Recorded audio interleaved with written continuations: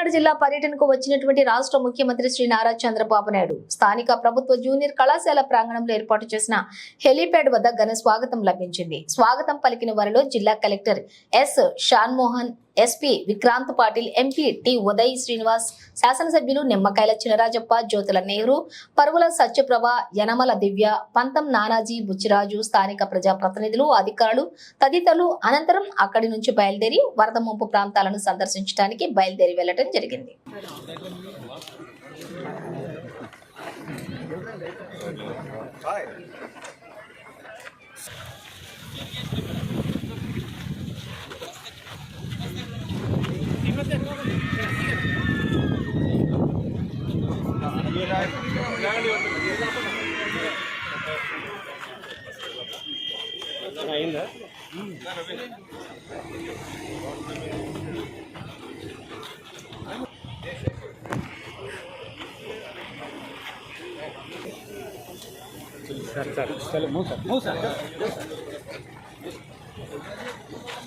आगे चलिए sir MLA sir